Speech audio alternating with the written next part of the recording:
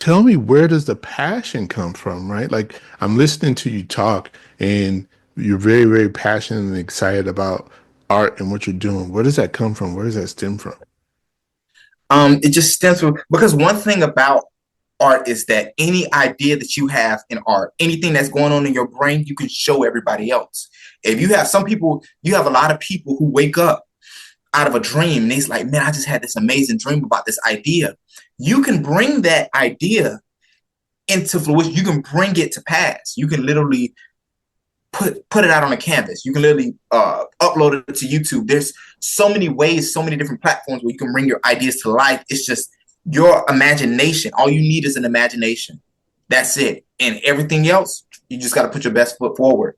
So my passion just comes from, of course, doing art for so many years and just characters. I love characters. I love characters who have different emotions, different type, angry characters, happy characters, just something that brings the story together to where people can say, wow, I love this show.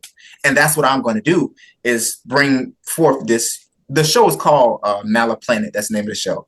But that's what I'm going to bring across.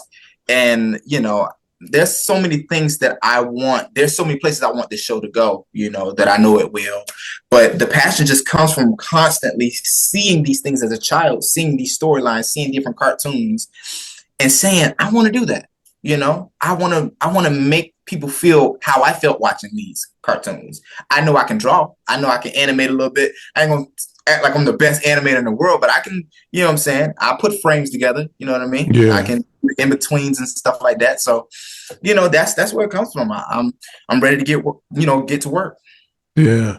So in that, like I said, I hear the passion, but speak to us, me and audience, a little bit Mhm. about the resilience that you have in order to do this. You know what I'm saying? Like, this takes time, and there's gonna be ups and downs.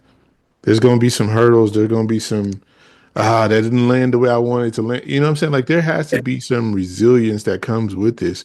So speak a little bit to that, and then how do you implement that into what you're doing to push forward?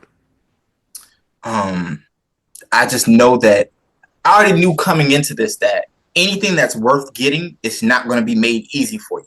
If we could all be millionaires easily, we would, but we can't because I'm not going to say we can't, but a lot of us are not because it's not an easy road and it's not meant for people who are not tough enough. So I already know that there's going to be ups and downs coming. You know what I mean?